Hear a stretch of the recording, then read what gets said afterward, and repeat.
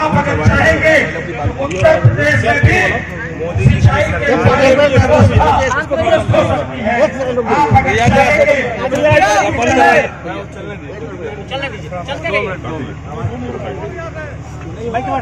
अरे यार, प्रचंड बहुमत से चुनी हुई सरकार जो एक बार 67 सीट लाती है, एक बार 62 सीट लाती कैमरा है, आगे कर देते हैं। 90% से ज्यादा सीट पाने वाली अरविंद केजरीवाल जी की सरकार को एक गैर संवैधानिक बिल लाकर मोदी सरकार ने उसके ऊपर एलजी का शासन बैठाने का काम किया। मैं समझता हूं भारतीय संसदीय इतिहास में और भारत के लोकतांत्रिक इतिहास में मैं समझता हूं कि इससे ज्यादा काला दिन कुछ नहीं था जब ये बिल जबरन पास किया गया लोकसभा और राज्यसभा में। ये पूरी तरीके से गैर संवैधानिक बिल है और एक चुनी हुई सरकार का गला घोटने का काम मोदी सरकार ने किया है। और ये ऐसी परंपरा शुरू कर दी कि जहां भी विपक्ष की सरकार होगी, जैसे दिल्ली में कह दिया एलजी मीन्स गवर्नमेंट, कल बंगाल में कह देंगे गवर्नर मीन्स गवर्नमेंट, महाराष्ट्र में कह देंगे गवर्नर मीन्स गवर्नमेंट, तमिलनाडु और केरला में कह देंगे गवर्नर मीन्स गवर्नमेंट। इसका मतलब देश की जनता के मत का, उसके वोट का कोई अधिकार और कोई ताकत उसकी बची नहीं है। तो मैं समझता हूं कि इसका पूरे देश में विरोध होना चाहिए और तमाम राजनीतिक दलों ने इसका विरोध भी किया। दूसरी बात, किसानों का आंदोलन पूरे देश में चल रहा है। 120 दिन से ज्यादा समय हो गया, 4 महीने से सड़क पर किसान बैठा है। प्रधानमंत्री जी ने 1.5 महीने पहले कहा कि 1 कॉल की दूरी पर हम हैं। क्या उनसे आज तक वो 1 कॉल नहीं पूरी हो पाई? किसानों के मुद्दे का समाधान क्यों नहीं हो रहा है? क्योंकि ये बिल चंद पूंजीपतियों के लिए लाया गया है, जिनके चंदे से भारतीय जनता पार्टी चलती है, जिनके हवाई जहाज से इनके नेता घूमते हैं। ये बिल देश के करोड़ों किसानों के लिए नहीं, बल्कि अडानी अंबानी जैसे चंद पूंजीपतियों के लिए लाया गया है। और ऐसा मैं क्यों कह रहा हूं? क्योंकि इस बिल में असीमित भंडारण की छूट दी गई है, जिससे देश में जमाखोरी, कालाबाजारी और महंगाई को वैधता प्रदान की गई। इसमें कॉन्ट्रैक्ट फार्मिंग की बात की गई है, जिससे किसान का खेत लेकर चंद पूंजीपति उससे अपना माल बनाएंगे और किसान की खेती पर कब्जा करेंगे। इसमें एमएसपी की गारंटी की कहीं कोई व्यवस्था नहीं है। देश के अंदर मंडियां खत्म हो जाएंगी। इसके अलावा जो भारत की सरकार का बजट है वो आपको रुलाने वाला बजट है। इस देश के 130 करोड़ लोगों की संपत्तियां, रेल बेची जा रही है, एयरपोर्ट बेचा जा रहा है, पोर्ट बेचा जा रहा है, सेल बेचा जा रहा है, कोल इंडिया बेचा जा रहा है, बीपीसीएल बेचा जा रहा है, सड़क बेची जा रही है, बिजली बेची जा रही है, पानी बेची जा रही है, एफसीआई के गोदाम बेचे जा रहे हैं, स्टेडियम बेचे जा रहे हैं, पूरा हिंदुस्तान बेचा जा रहा है। तो जो लोग अपने बाप दादा की संपत्ति को बढ़ाते हैं वो सपूत कहलाते हैं, जो बाप दादा की संपत्ति को बेचते हैं वो कपूत कहलाते हैं। कपूत सरकार हिंदुस्तान के अंदर इस वक्त चल रही है, जो देश की संपत्तियों को बेचने का काम कर रही है। अब उत्तर प्रदेश में आ जाइए, आदित्यनाथ जी को 4 साल हो गए और उन्होंने क्या नारा दिया था? न गुंडाराज, न भ्रष्टाचार। लेकिन अगर आप 4 साल का इतिहास उठाकर देखेंगे, हाथरस कांड देख लीजिए, 6 साल, 10 साल, 8 साल, 12 साल की बच्चियों के साथ बलात्कार की घटना, एक 3 बार के लोकप्रिय विधायक निर्वेंद्र मिश्रा की हत्या, 8 पुलिस के जवानों की हत्या। तो इस प्रकार से अपराधीकरण उत्तर प्रदेश में बढ़ा हुआ है। ऐसा लगता है कि आज माफियाओं का राज उत्तर प्रदेश में कायम हो गया है। कोरोना के समय में घोटाला हुआ, ऑक्सीमीटर के नाम पे, थर्मोमीटर के नाम पे, शमशान में दलाली खाने का काम हुआ। अभी जल जीवन मिशन, घर घर जल, घर घर नल की योजना में हजारों करोड़ रुपए के भ्रष्टाचार को मैंने उजागर किया। और दुर्भाग्यपूर्ण रहा कि एक कर्मचारी जो इस नमामि गंगे में भ्रष्टाचार की योजना से पीड़ित हुआ, उसने आत्महत्या कर ली, मोहन सिंह नाम के एक कर्मचारी ने। तो बड़ी ही दुखदायी स्थिति है। जो ग्राम विकास अधिकारी के नियुक्ति हुए थे 2018 में, जो छात्र, उनको नौकरी नहीं मिली, वो रोजगार तो नहीं मिला, वो नौकरी कैंसिल कर दी गई। 2 बच्चों ने आत्महत्या कर ली, कल की घटना है। तो ऐसी शर्मनाक स्थिति बनी हुई है। शिक्षा मित्र महिलाओं को सिर मुड़वाना पड़ता है, आंगनबाड़ी को लाठी पड़ रही है, जो भी बेरोजगार सड़क पर उतरा है उसको लाठी पड़ रही है, मुकदमे लिखे जा रहे हैं। आदित्यनाथ जी ने विपक्षियों को दबाने के लिए मुकदमे का हथियार बना लिया है। मेरे ऊपर 14 मुकदमे लिखे गए, देशद्रोह का मुकदमा लगाया गया। मैं देश की संसद का सदस्य हूँ। तो मैं ये कहना चाहता हूँ कि इन बंदर घुड़कियों से या मुकदमों से हम लोग डरने और रुकने वाले नहीं हैं। हम जनता को जगाएंगे और जिला पंचायत के चुनाव से इसकी शुरुआत करेंगे।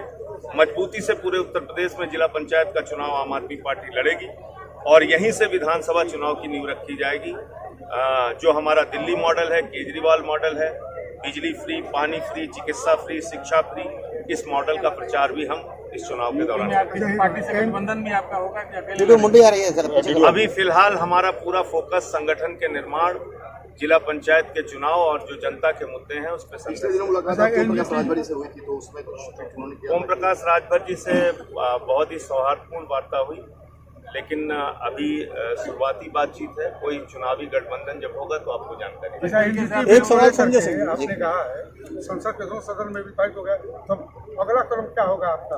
देखिए, इसमें हमारी पार्टी विचार कर रही है कई विकल्पों के ऊपर, और हम लोग उसको तय करने के बाद तब आपको बताएंगे। मुख्यमंत्री जी से मीटिंग हुई है। वो जब तक नोटिफिकेशन हाथ में नहीं आ जाता राष्ट्रपति का, तब तक आप किसी न्यायालय में नहीं जा सकते हैं। तो इसलिए इसकी एक कानूनी बाध्यता है। जब वो आ जाएगा तो वकीलों से संवैधानिक विरोधताओं से अभी पूरा चर्चा करने के बाद ही तरीके से आम आदमी पार्टी विरोध कर रही है भाजपा का केंद्र प्रदेश में।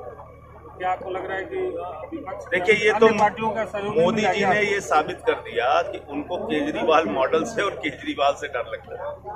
आप एक सरकार जो अच्छा काम कर रही है उसका गला क्यों घोट रहे हैं? विपक्ष के अन्य दल गुजरात में 27 सीटें हम जीते, उत्तर प्रदेश में हम बढ़ रहे हैं, उत्तराखंड में बढ़ रहे हैं, पंजाब में हमारा सर्वे आ गया कि सरकार बन रही है, तो आपने सरकार ही हमारी खत्म कर दी। तो ये तो डेमोक्रेसी के लिए ठीक बात नहीं है। अच्छा, आज उत्तर प्रदेश के मुजफ्फरनगर कांड के आरोपी मुख्यमंत्री और विधायक, उनके खिलाफ केस वापस ले। मैं बिल्कुल रास्ते में था, मैं देख नहीं पाया, तो अभी उसके कोई नहीं। अपराधियों को हर हाल में सजा मिलनी चाहिए। एलजी का जो किसी जाति के हों, किसी धर्म के हों, अपराधी अपराधी हैं, माफिया माफिया हैं, गुंडे गुंडे हैं। उनको किसी जाति धर्म के चश्मे से नहीं देखा जाना चाहिए। और मुजफ्फरनगर कांड में जो भी लोग दोषी रहे हैं उनको सजा मिलनी चाहिए। मुकदमे वापस लेना किसी भी ऐसी घटना में जिससे हिंसा हुई हो, दंगे हुए हों, फसाद हुए हों, ये पूरी तरीके से गलत है। एलजी का जो पावर बढ़ाने का कानून दिल्ली में बना है, सेम जब कानून जम्मू कश्मीर में बना था तो आपकी पार्टी ने समर्थन किया था। कतई नहीं। आप उठा के देखिएगा, हमने हमेशा ये कहा कि यूटी स्टेटस जम्मू कश्मीर के मामले में हम सपोर्ट नहीं करते। 370 का हमने जरूर समर्थन किया था, यूटी स्टेटस का हमने समर्थन नहीं किया।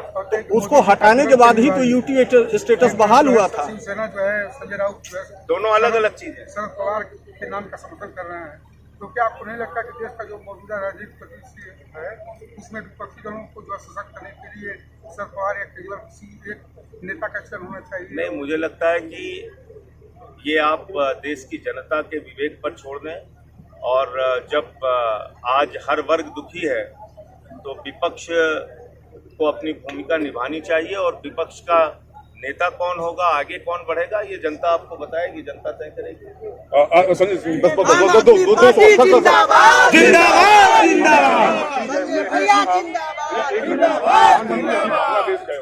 विपक्ष कह रहा है कि बंगाल में चुनाव चल रहा है, हम बहुत बारीक नजर रखे हुए हैं। क्या कहना चाहते हैं आप? बांग्लादेश में जाकर प्रधानमंत्री जी ने इतनी हास्यास्पद टिप्पणी की और बयान दिया है जिसको सुनकर कोई क्लास 10th का बच्चा भी हंसेगा उनके ऊपर। प्रधानमंत्री जी ने क्या कहा? मैं बांग्लादेश की आजादी के लिए लड़ा और मुझे गिरफ्तार किया गया। अरे भाई, बांग्लादेश की आजादी के लिए भारत की सरकार बांग्लादेश का समर्थन कर रही थी, लड़ाई पाकिस्तान से हो रही थी, तो किसने गिरफ्तार किया? भारत की सरकार तो करेगी नहीं क्योंकि वो उनके समर्थन में थी, तो पाकिस्तान ने गिरफ्तार किया था क्या मोदी जी को? ये उनको बताना चाहिए।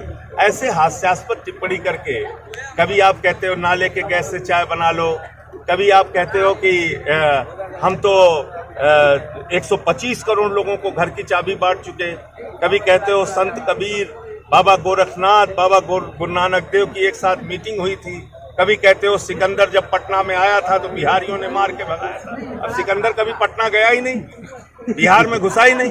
तो प्रधानमंत्री जी पता नहीं कहां से ऐसे बंगाल चुनाव के दौरान मथुरा समुदाय को जिस तरीके से उन्होंने खास तवज्जो दिया, जबरदस्त विरोध हुआ है कल, आप पता कीजिए। तो किस तरीके से आप देखते हैं बंगाल चुनाव के मद्देनजर प्रधानमंत्री की कोई फायदा नहीं होने वाला है। बंगाल में बुरी तरीके से भारतीय जनता पार्टी पराजित। सर एक अहम सवाल, बस लास्ट अहम सवाल सर, देश में कोरोना बहुत तेजी से फैल रहा है, दिल्ली में भी बेकाबू है स्थिति, क्या आपको लगता है कि दिल्ली में भी लॉकडाउन होगा क्या? इसका परीक्षण करना चाहिए कि क्यों दोबारा इस तरह से कोरोना बढ़ रहा है, क्योंकि मुझे लगता है कि नए स्ट्रेन ना हो इसकी वजह से बढ़ रहा होगा, क्योंकि इतनी बड़ी मार हिंदुस्तान ने आर्थिक बदहाली की, बेरोजगारी की, लोगों के आत्महत्या की झेली है। तो मुझे लगता है कि अब इसके बारे में एक कायदे से परीक्षण करके और तब पता करना। मोदी जी का वैक्सीन काम कर रहा है क्या? मोदी जी का वैक्सीन, अब हम वैक्सीन का विरोध नहीं कर सकते। वैक्सीन ठीक है, सबको लगना चाहिए, अच्छी बात है। काम कर रहा है कि नहीं कर रहा है वो तो जो लोग लगवा रहे हैं वही बता सकते। लेकिन सर दिल्ली में मास्क जरूरी है, आप बलिया में आए हुए हैं लेकिन सर आप खुद भी मास्क नहीं लगाए और आपके बहुत सारे कार्यकर्ता भी नहीं लगाए हैं, तो क्या यूपी और दिल्ली में अंतर है क्या? ऐसा नहीं, कोरोना को लेकर ऐसा नहीं। कहीं पे मेरा ये कहना है कि आप मास्क को भी, आपसे भी बातचीत करते हैं, आप ही लोग कहते हैं भाई मास्क उतार लीजिए, तब बोलिए। 50 बार मैं बता दूं, मैं जाता हूं मास्क लगा के बोलना शुरू करते हैं, सर मास्क उतारिए आपको बोलना है। तो ये आप लोग ही थैंक यू।